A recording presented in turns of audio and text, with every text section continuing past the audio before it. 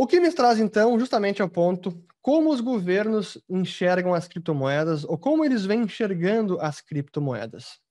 Desde o início, lá em 2010, 9, quando começou a funcionar, 10, 11, era amplamente ignorado. Em 2012 começou a ganhar um pouco de tração, até pela conexão entre o Bitcoin e o uso para fins ilícitos em mercados na Deep Web, em marketplace de produtos como drogas, enfim, uma série de produtos ilícitos na maior parte dos países. E essa ligação era a principal referência com o Bitcoin, era o mundo do crime online. Mas, claro, o sistema foi crescendo e foi saindo de um nicho muito pequeno, e hoje nem é a parte principal, é apenas uma fração. Mas ele foi crescendo e aos poucos os governos, reguladores foram prestando mais atenção. Mas desde o início, eu diria que os governos e os economistas junto, acho que eles são culpados nesse sentido, eles sempre encararam as criptomoedas e o Bitcoin sempre pela ótica que eu digo um tanto míope, na minha avaliação, de tentar colocar o Bitcoin dentro da caixinha de moeda. Ah, vocês falam que o Bitcoin é uma criptomoeda. Bom, tudo bem, utiliza criptografia, bacana, mas é moeda? Vejamos. Estou simulando o pensamento dos economistas e governos em geral, e banqueiros centrais. Ah, o Bitcoin ele é usado como meio de troca? Muito pouco. São poucas pessoas realmente que estão utilizando o Bitcoin como uma forma de dinheiro corrente. Ah, o Bitcoin ele é usado como reserva de valor? Ah, com essa volatilidade toda, não é uma boa reserva de valor, não dá para dizer que essa função está sendo cumprida realmente. Então, não é meio de troca, não é reserva de valor. Ah, ele é unidade de conta? Será que alguém realmente está usando o Bitcoin para precificar bens e serviços? Alguma economia, algum país usa o Bitcoin como unidade de conta? Não, ninguém utiliza. Ah, portanto, o Bitcoin não é nada. Então, apressadamente, essa tem sido a avaliação de governos, bancos centrais e economistas também. E por isso o Bitcoin foi largamente ignorado e as demais criptomoedas também, até porque era um nicho menor, mas claro, à medida que ele foi crescendo, ganhando cada vez mais relevância, os governos foram entendendo que, olha, isso aqui talvez alguma coisa vai surgir daqui, talvez apenas um ativo especulativo, quem quiser fazer crime na internet, ou quem quiser evitar controle de capital, mandar dinheiro para fora, remessa sem registrar no Banco Central, em países onde há opressão financeira, enfim. Mas vai ser ainda um uso nichado, então a gente não precisa se preocupar. E essa acabou sendo realmente a visão da maior parte dos países, Europa, Estados Unidos, Brasil também. Tanto é que pouca regulação foi passada ao longo da história, ou pelo menos até 2015, 2016. Mas, claro, isso começou a mudar. Em 2017, quando teve aquele forte rally de preço, que realmente foi uma das bolhas na história do Bitcoin, que eu chamo. O Bitcoin teve algumas bolhas, essa não foi a única, mas até o momento era a maior. Dezembro de 2017, um Bitcoin chegou a quase US$ 20 mil. E para quem não conhece nada desse mundo, o Bitcoin começou valendo zero, não tinha preço nenhum, e chegou a valer US$ 20 mil em dezembro de 2017. Mas, claro, foi uma apreciação muito forte, acabou caindo, colapsou, a bolha estourou, preço caiu muito, mas ali os governos começaram a ficar com as antenas um pouco mais ligadas, porque é um mercado que poderia crescer. E no final do ano, 2017, incomodava bastante o Banco Central, o CVM, a SEC americana, que é o regulador de valores imobiliários, porque realmente isso estava na imprensa todo santo dia. Mas depois que veio o estouro da bolha em 2018, aí voltam os bancos centrais e governos, e até alguns economistas achavam que esse mundo ia desaparecer, porque, bom, tá aí, era apenas uma bolha especulativa, Tulipa 2.0, foi bacana, muita gente ganhou dinheiro, muita gente perdeu, agora acabou, esqueçam. É apenas mais um nicho e não precisamos mais nos preocupar com isso que está acontecendo. Mas acontece que chegou o ano de 2019. E esse foi o ano que eu digo que os bancos centrais tiveram o seu grande despertar. E aqui eu compartilho mais uma vez o meu slide. Então, o despertar dos bancos centrais. Porque realmente, como eu vinha falando, o sistema e essas redes novas, descentralizadas, sem nenhum dono aparente, começaram a chamar cada vez mais atenção. E aí, em 2014, uma das primeiras lembranças que eu tenho de um banco central estudando o assunto a fundo foi o Banco da Inglaterra, que divulgou uma iniciativa de pesquisa e investigação chamada One Research Agenda. Isso foi em 2014, e um dos temas era justamente inovações tecnológicas no campo da moeda, do sistema financeiro, sistema bancário, e aí se colocava a pergunta se bancos centrais deveriam, em algum momento, emitir as suas moedas digitais. Isso foi lá em 2014. E desde então o tema seguiu ganhando tração. O Banco Central dos Estados Unidos, o Federal Reserve, também divulgou alguns papers. Banco da Basileia, que é o Banco de Compensações Internacionais da Basileia, que é uma espécie de banco central dos bancos centrais. Banco Central Europeu, Banco Suíço, Banco do Japão, Banco Brasileiro, enfim, realmente todos começaram a se debruçar sobre o tema e estudar mais a fundo de que forma a tecnologia poderia impactar os bancos centrais, o que as criptomoedas ensinavam para os bancos centrais, será que isso até suscitava algum tipo de resposta ou não? Isso vigorou praticamente até 2018, 2019. E a questão que eu realmente foi quando acendeu a luz vermelha dos bancos centrais, foi quando, em junho de 2019, o Facebook anunciou a Libra, que era a sua criptomoeda, que, para quem não se lembra, naquele momento ela estava sendo anunciada na forma de um consórcio. Então, várias empresas dentro do projeto, liderada pelo Facebook, o consórcio liderado pelo Facebook, por meio da subsidiária do Facebook chamada Calibra. E essa subsidiária, então, que estava coordenando os esforços de várias empresas, como Mastercard, como Visa, os principais fundos de venture capital dos Estados Unidos, Uber, Lyft, Spotify, enfim, uma série de empresas de tecnologia, de e-commerce, de venture capital, então mercado de capital, de pagamentos, como era o caso da Mastercard e da Visa.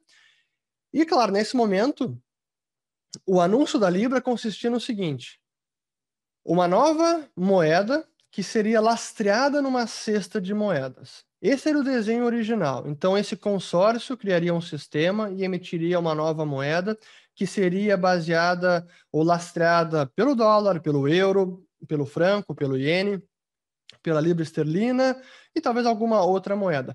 Nunca ficou decidido qual seria a cesta em específico, mas seria uma cesta de moedas de reserva do mundo. Isso foi o desenho, o esboço inicial do sistema. E, claro, haveria uma rede nova, haveriam carteiras para cada usuário transacionar, e um dos principais participantes da rede era justamente o Facebook, um dos principais participantes do sistema. Seria o próprio Facebook. Só que o Facebook, como todo mundo sabe, é um continente digital, porque na época já tinha mais de 2,5 bilhões de usuários, muita gente. E quando esse anúncio foi feito, eu me dei conta disso, e obviamente os bancos centrais também, todo mundo, que, uma criptomoeda lastreada em moedas de reserva, ou seja, vai manter uma estabilidade de valor, vai poder trafegar na internet por meio de carteiras digitais. Tem esse consórcio de várias empresas, sediado na Suíça, vários pesos pesados da indústria de tecnologia, de pagamentos, e com esse continente digital cheio de usuários, essa Libra, ela pode se tornar uma moeda corrente quase que da noite para o dia. Bastava o Facebook dizer, olha, quer saber, a gente agora que a Libra foi lançada, a gente vai pagar todos os nossos funcionários e fornecedores na Libra. E se vocês quiserem também pagar pelos anúncios, a gente agora vai aceitar também a Libra. Ou talvez a gente só vai aceitar a Libra. Realmente isso teria um poder de fazer com que a Libra se tornasse uma moeda corrente muito rápido. E não apenas isso, mas em países que têm uma moeda menos boa, para não dizer muito ruim, uma Argentina da vida, uma Venezuela, o próprio Brasil, provavelmente muitas pessoas prefeririam guardar em Libra e ficar com a sua carteira em Libra do que manter reais na conta bancária. Eu seria um deles. Eu certamente preferia uma moeda lastreada em euro, dólar, iene, franco e libra esterlina do que o nosso real. Ou pelo menos gostaria de manter uma parte do meu saldo bancário em libra. E aí foi nesse momento que os bancos centrais se deram conta, opa, a gente não pode deixar que isso vá adiante. Isso seria uma afronta à soberania monetária de vários países. Isso não pode acontecer. E aí foi, assim, claro, como quando o sistema foi anunciado, eu até fiz vídeo no meu canal, no YouTube, e eu logo disse, olha, esse é o sistema, esse é o anúncio, esse é o esboço, a ideia original, mas honestamente, eu tenho sérias dúvidas se isso vai sequer ir adiante, porque os bancos centrais e governos não vão permitir que isso aconteça. Essa era a minha aposta e foi exatamente o que aconteceu. Na semana seguinte ao anúncio da Libra, o David Marcos, que era o head da Calibra, estava sentado no Senado americano, respondendo perguntas dos congressistas numa audiência pública. E, claro, não apenas a Libra tinha esse potencial de afrontar a soberania, sobretudo de países com moedas piores, mas também ele estava sendo liderado por uma empresa que ainda hoje, mas naquele momento também ainda tinha um estigma muito ruim em termos de violação dos dados dos usuários, tinha ainda todo aquele caso do uso não autorizado de dados por hackers russos, o problema com a eleição americana, enfim. Então, o Facebook não gozava de uma boa imagem perante a opinião pública naquele momento, e muito menos dentro do governo americano, dentro do Congresso. Então, é claro que ninguém gostou do Facebook. A Libra em si já seria uma afronta enorme. Agora, a Libra sendo liderada pelo Facebook, aí vocês estão pedindo demais. Não, aí não dá. Essa foi a resposta quase que automática dos governos em geral. Não foi apenas Estados Unidos, foi Banco Central brasileiro também, não gostou nada do anúncio da Libra. E esse que eu digo foi o grande despertar, que eles se deram conta que, opa, a gente não apenas não pode permitir que algo como a Libra vá adiante, porque o potencial de ser uma moeda digital e corrente, ele é enorme, mas, além disso, a gente precisa dar uma resposta a isso.